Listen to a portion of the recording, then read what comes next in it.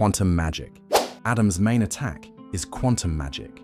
It shoots a hit-scan blast from his staff, dealing solid damage. Just keep in mind that damage starts dropping off at 20 meters, going down to 60% at 40 meters. If the enemy team has flyers or a duelist attacking from high ground, it's Warlock's job to handle them. Use your hit-scan fire to force enemy duelists to back off. You don't always have to secure eliminations, but you should be applying pressure. A few shots on the enemy strategist can push them away from their team, cutting off support for their front line.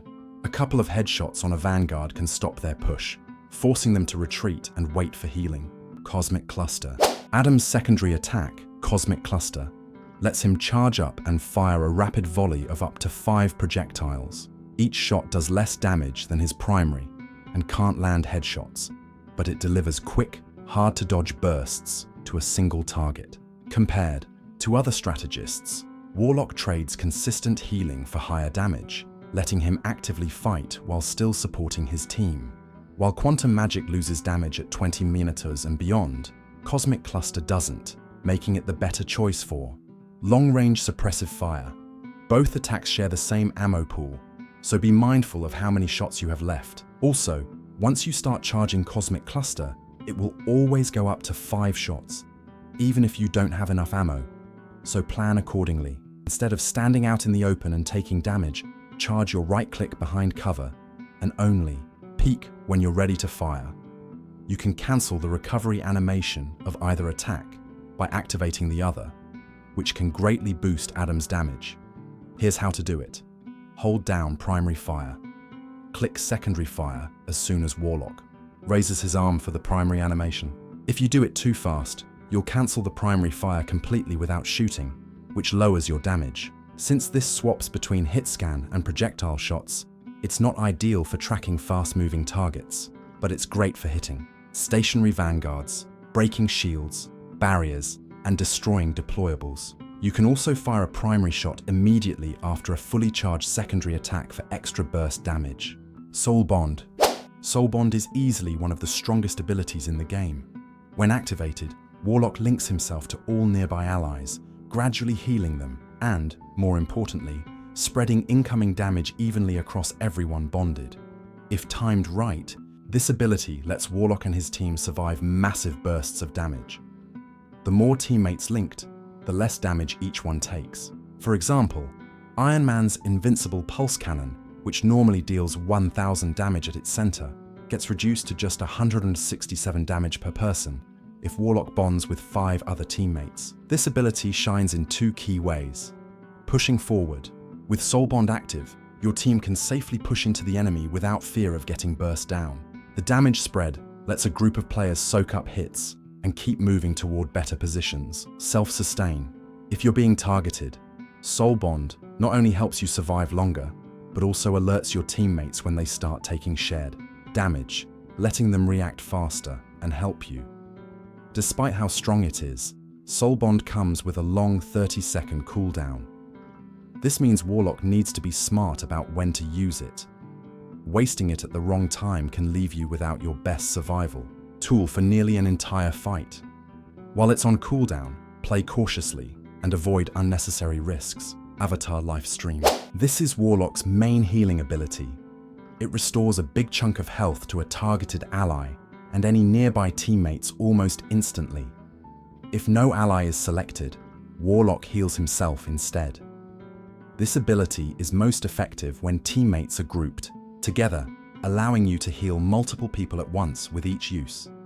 In a tough spot, you can use it on yourself to survive just long enough to escape or get help from a teammate. Keep in mind that Avatar Lifestream has limited charges. While the cooldown is fairly short, using it carelessly could leave your team without healing when they need it most. Karmic Revival. Warlock's ultimate Karmic Revival gives his team a second chance. When activated, he casts for a moment before placing a golden beacon at his location for 10 seconds. Any KO'd allies within 30 meters will be revived at the beacon, but only with 100 health. There's no limit to how many allies can be revived, but if Warlock dies, the effect ends early. The revival range follows Warlock, not the beacon. This means he can place the beacon in one spot, then move closer to fallen teammates to bring them back. However, since revived allies only get 100 health, they'll need immediate healing to survive. Do not use this ultimate in the open.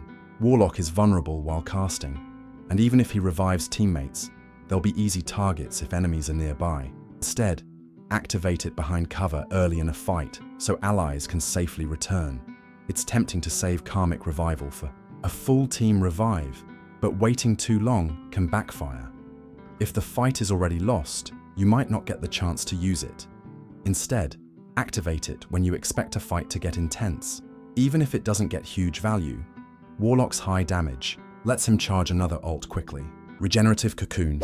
Regenerative Cocoon is Warlock's passive ability, acting as a built-in second chance. Instead of instantly dying, he turns into a slow-moving spirit visible to everyone. He can float around for a short time to find a safe place to revive. Once he picks a spot or time runs out, he enters a cocoon and then re-emerges fully healed. If needed, he can also cancel the ability to go straight to respawn, keeping it for later. After leaving the cocoon, Warlock is briefly invincible, giving him a chance to fight back against enemies trying to finish him off. This ability helps Warlock stay in fights longer, but its long cooldown means it should be used wisely. If a fight is clearly lost, it's often better to cancel the ability and respawn normally. That way, you save Regenerative Cocoon for a moment when it can actually turn the tide of battle. Soul Perseverance. Warlock's team up with Star-Lord and Mantis, Soul Perseverance, lets him share his Regenerative Cocoon ability with both of them, working exactly like his own. Paired with Karmic Revival, this makes the trio extremely resilient, letting them take risks without much consequence. Having 3 heroes who can revive themselves every other fight is a massive advantage, making them a tough team to take down. Overview. Adam Warlock depends on his team. He doesn't have great mobility to escape bad situations, and his abilities work best when allies stay close. Always keep track of your teammates and try to stay together so you can get the most out of his kit. Unlike most strategists, Warlock, along with Mantis, doesn't have instant healing from his primary weapon. Instead, he relies on Avatar Lifestream, which has limited charges. This makes him a risky choice as a main healer, since your team might end up without healing when they need it most. That said, Warlock's burst damage is better than most duelists. If you want to play duelist but your team needs a strategist, just pick Warlock, outshine your duelists, and show everyone who the real damage dealer is. I bet you can click on the next video before the time runs out. 3, 2, 1. You lose.